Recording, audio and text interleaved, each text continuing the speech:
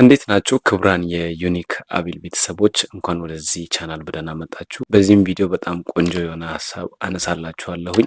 በተለይም ከአካዳሚክ ነገር ጋር የተያያዘ ቆንጆ ነገር ለሳክሰስ ትምህርት ይህን ያህል ማተር ያደርጋል ወይስ ዲግሪ መጫን አለብን ወይ የግድ ስኬታማ ለመሆን የሚሉትን ሀሳቦች በደንብ የብዙዎቻችንን ኢንቴንሽን የሚነካ ነው ብዬ ስለማስብ ይህንን ሀሳብ ወደ እናንተ እስቲ ለማቅረብ እፈልጋለሁኝ።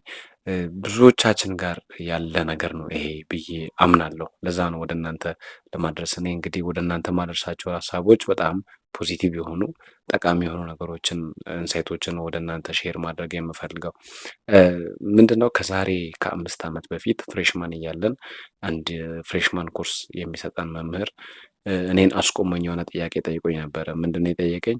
ምንድነው መሆን የምትፈልገው? ፍሬሽማን ያው እንደምታውቁት ነው አይደለ?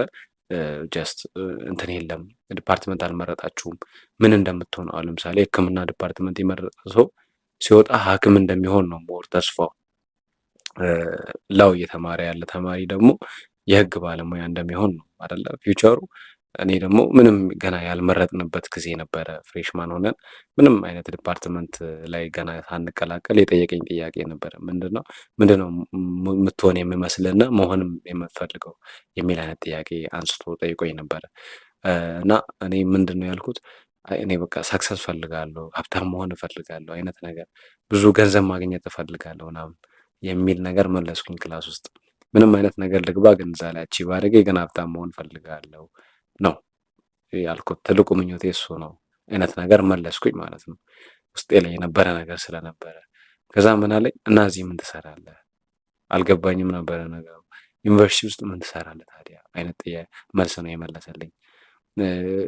ከዛ ብዙ ነገር ነገረኝ። ሀብታም ለመሆን መማር ምናምን አይጠበቅብህም፣ ሀብታም መሆን ከሆነ የፈለግከው ብዙ መማር ምናምን አይጠበቅብህም አይነት ምላሽ ሰጥቶኛል።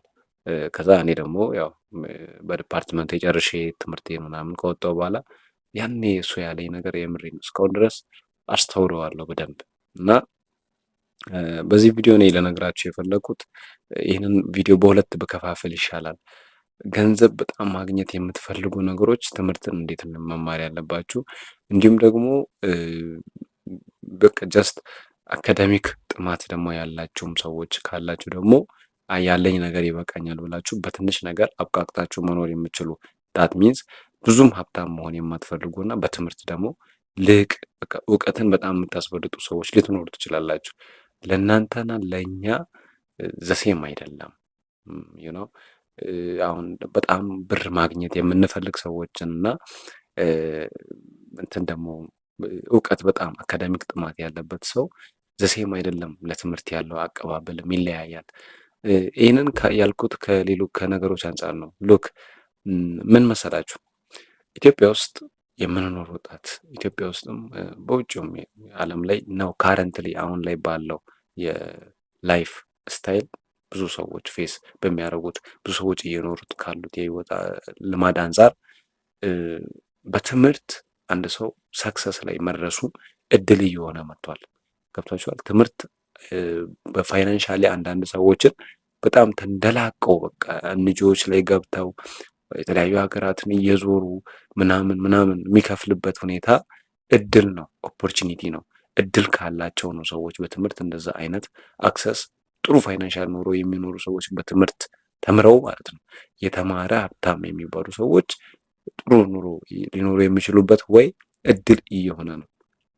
ግን ደግሞ ምንም ነገር የሰራ ሰው ኮንሰንትሬት አድርጎ እዛ ነገር ላይ ደግሞ ሰክሰስ የማግኘት ፕሮባቢሊቲው ሀይ ነው። ስኬታማ የመሆን ገንዘብ የማግኘት ነገር ቀሏል በሌላው ዘርፍ። ትምህርት ደግሞ በጣም እኔ ፕሮፌሰር ብርሃኑ ነጋ የኢትዮጵያ የፌዴራል ትምህርት ሚኒስቴር እሱ አንድ ኢንተርቪው ላይ ያነሳውን ነገር ያው ሰምታችኋል ብዬ አስባለሁ። እና ምንድነው ያሉት? አንድ ሰው ዲግሪ የግዴታ አያስፈልገውም ሀብታም ለመሆን። አንድ ሰው ዲግሪ ተምሮ በዛ ላይ ደግሞ ማስተርስ እያለ ምናምን የሚቀጥል ከሆነ የሰውዬ ጥማቱ አካዳሚክ ነው ወይም ደግሞ ፍላጎቱ የእውቀት ነው፣ ገንዘብ አይፈልግም ነው። ኦብቪየስሊ እነሱም ያውቁታል።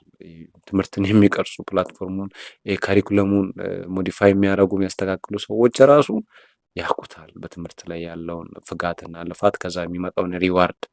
እና በዚህ ሰዓት በጣም ከሚድል ኢኮኖሚ ካለው ቤተሰብ የወጣችሁ ልጆች ስኬትን የምትፈልጉ ለቤተሰቦቻችሁ መድረስ የምትፈልጉ ለራሳችሁም ለህይወታችሁም ጥሩ ቫልዩ ያለው ነገር ላይ መድረስ የምትፈልጉ እኔ የምመክራችሁ ነገር እኛ እንደ ሌሎቹ ትምህርታችንን ብቻ ብለን ነክሰን ትምህርት ብቻ ላይ ትኩረት የምናደርግበት ጊዜ አይደለም። ውጭ ላይ ያሉት የተለያዩ ሀገራት ላይ ያሉት ሁኔታዎች የተመቻቸላቸው ሰዎች ፎከስ አድርገው ይማሩ አንድ ነገር ላይ። ግን እኛ ትምህርትን ብቻ የመጨረሻ ተስፋችን አድርገን የምንቀጥል ከሆነ የምሬ ነው።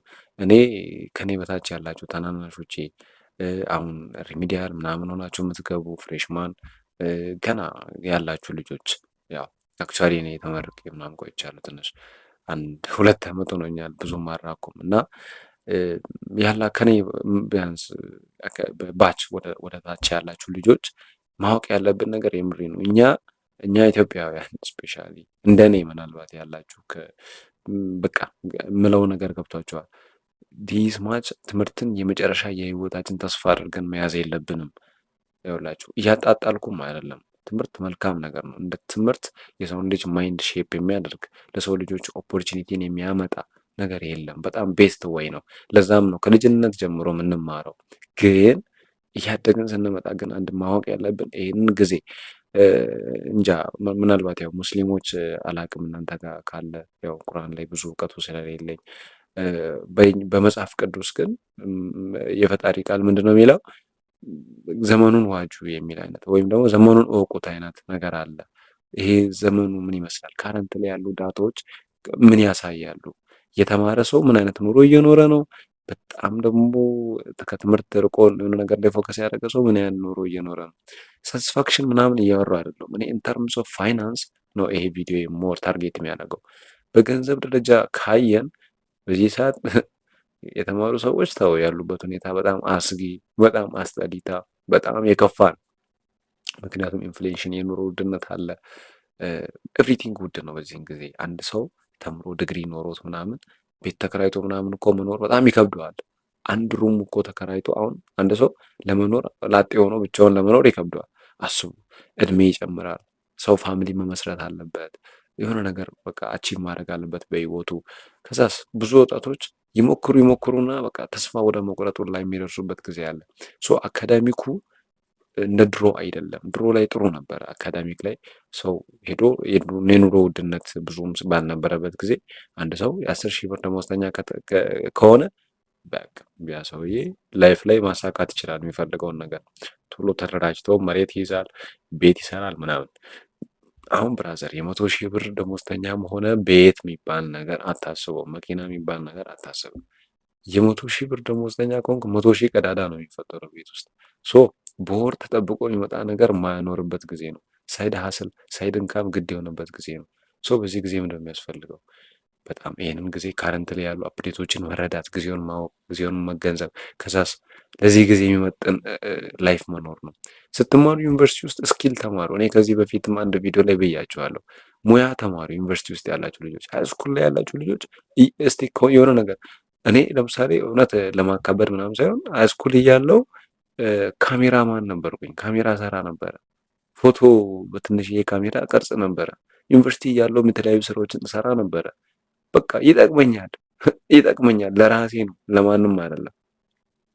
ሙያ ተማሩ፣ የሆነ ነገር ተማሩ። እስቲ ጊዜ ካላችሁ ሃይስኩል እየተማራችሁ ትርፍ ሰዓት ቅዳሜ ላይ ምናምን ሄዳችሁ እስቲ አንድ አናጢ ጋር ሄዳችሁ ወንበር ፈርኒቸር ሀውቱ ሶፋ እንዴት ነው የሚሰራው የሚለውን ተማሩ። እስቲ ብረት መቀጥቀጥንም ቢሆን ምንም ነገር ተማር። ዳት ሚንስ ራሳችሁን ለመቻል ሳይድ ሀስል ሳይድ እንካም ለመፍጠር ታገሉ። ዝም ብለን ትምህርትን የሙጥኝ አሁን ብዙ ልጆች 12ኛ ክፍል ሲወርቁ በጣም ተስፋ የሚቆርጡ ምናምን አሉ። አሁን ናውዳይስ የሚያለቃቅሱ አሉ። ይሄ ድሮ ነበር፣ አሁን መቅረት አለበት። በጣም ብዙ ኦፖርቹኒቲ ያለበት ጊዜ ነው። ትምህርት የምትማሩ ወጥራችሁ ተማሩ፣ ግን ከጎን የሆነ ነገር አስቡ። አትሊስት ግቢ ውስጥ እንኳን ባትሰሩ፣ ዩኒቨርሲቲ እያላችሁ እየተማራችሁ እንኳን መስራት ባትችሉ፣ ትምህርታችሁን ስታጠናቅቁ የምትሰሩትን ነገር ፍጠሩ። አለበለዚያ ላይፍ እንደምታስቡት አይሆንም። ኤቭሪቲንግ አይቀልም። አንተ ዲግሪ ስለጫንክ ብቻ ሚሊዮነር አትሆንም፣ መኪና አትነዳም፣ ማስተርስ ስላለ ብቻ ምንም አትፈጥርም። ጊዜውን ተገንዘቡ እላችኋለሁ። በእንደዚህ አይነት ጠቃሚ ቪዲዮዎች ያው እንመጣለን። አሁንም ታይም በሌላ ቪዲዮ እስከምንገናኝ መልካም ጊዜ። ወዳችኋለሁ።